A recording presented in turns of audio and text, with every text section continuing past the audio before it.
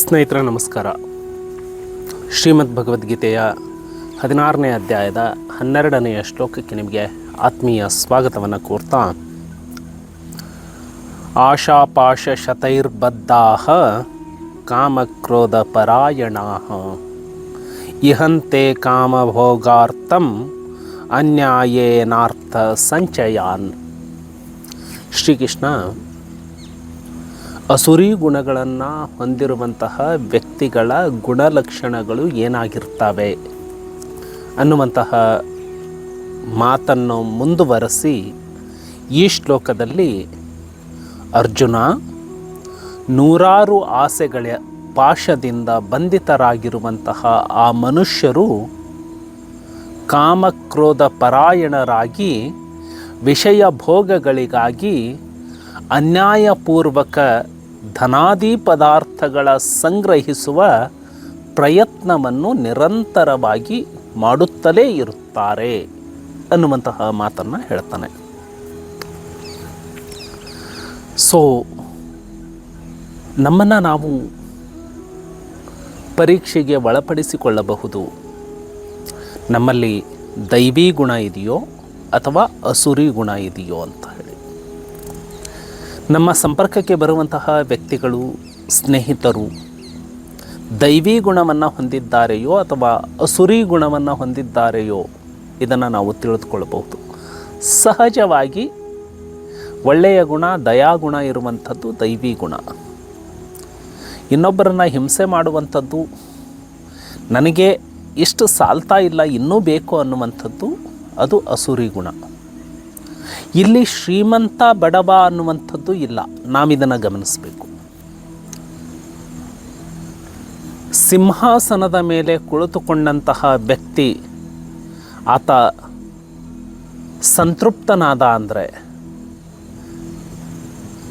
ನೆಮ್ಮದಿಯ ಬದುಕನ್ನು ಆತ ಬದುಕ್ತಾ ಇದ್ದಾನೆ ಅಂದರೆ ಆತ ದೈವಿ ಗುಣದಲ್ಲಿ ಇದ್ದಾನೆ ಅಂಥೇಳಿ. ಗುಡಿಸ್ನಲ್ಲಿ ಇರುವಂತಹ ವ್ಯಕ್ತಿ ಅಸಂತುಷ್ಟನಾಗಿ ಇದ್ದಾನೆ ಅಂತ ಹೇಳಿದ್ರೆ, ನನಗಿಷ್ಟು ಸಾಕಾಗ್ತಾ ಇಲ್ಲ, ನನಗೆ ಬೇಕು ಅಂತ ಹೇಳಿ ಇನ್ನೂ ಬಯಸ್ತಾ ಇದ್ದಾನೆ ಅಂದರೆ ಆತ ಅಸುರಿ ಗುಣವನ್ನು ಹೊಂದಿದ್ದಾನೆ ಅಂತ.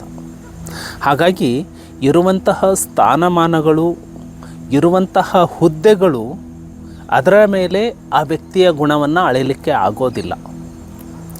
ಸಿಂಹಾಸನದ ಮೇಲೆ ಕೂತವನು ನನಗೆ ಸಾಕು ಅಂತ ಹೇಳಿದರೆ ಆತ ಸಂತುಷ್ಟನಾಗಿದ್ದಾನೆ ಅಂತ ಹೇಳಿದರೆ ಆತ ದೈವಿ ಗುಣವನ್ನು ಹೊಂದಿದ್ದಾನೆ. ಬಡವನಿದ್ರೂ ಕೂಡ ಇನ್ನೊಬ್ಬರಿಗೆ ಮೋಸ ಮಾಡಬೇಕು, ಇನ್ನೊಬ್ಬರಿಗೆ ವಂಚನೆ ಮಾಡಬೇಕು, ಇನ್ನೊಬ್ಬರು ನೆಮ್ಮದಿಯಿಂದ ಇರೋದನ್ನು ನೋಡೋದಕ್ಕೆ ಆಗೋದಿಲ್ಲ ಅಂದರೆ ಅವನು ಅಸುರಿ ಗುಣವನ್ನು ಹೊಂದಿದ್ದಾನೆ ಅಂತ. ಸೊ ನೂರಾರು ಆಸೆಗಳ ಪಾಶಗಳಿಂದ ಬಂಧಿತರಾದಂತಹ ಮನುಷ್ಯರು,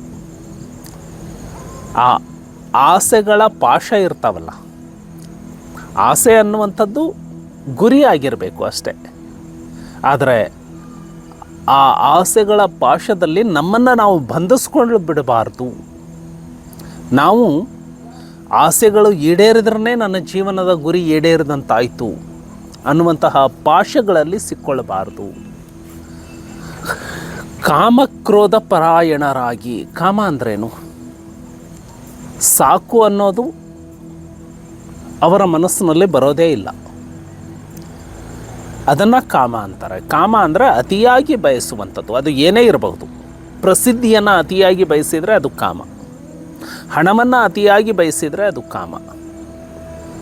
ಸಂಪತ್ತನ್ನು ಅಥವಾ ಪ್ರಸಿದ್ಧಿಯನ್ನು ಅತಿಯಾಗಿ ಬಯಸಿದರೆ ಅದು ಕಾಮ. ಕ್ರೋಧ,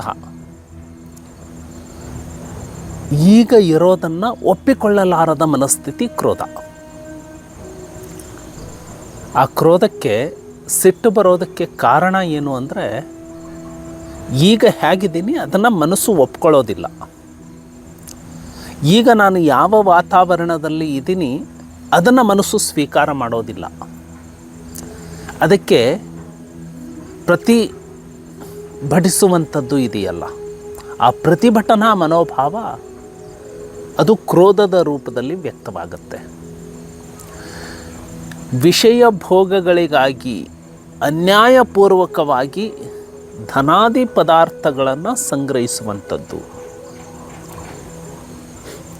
ಯಾವುದು ನ್ಯಾಯ ಮಾರ್ಗದಲ್ಲಿ ತನಗೆ ಸೇರಬೇಕಾಗಿದೆಯೋ ಅದನ್ನೂ ಮೀರಿ ಅನ್ಯಾಯ ಮಾರ್ಗದ ಮೂಲಕ, ಅಂದರೆ ಕಳ್ಳ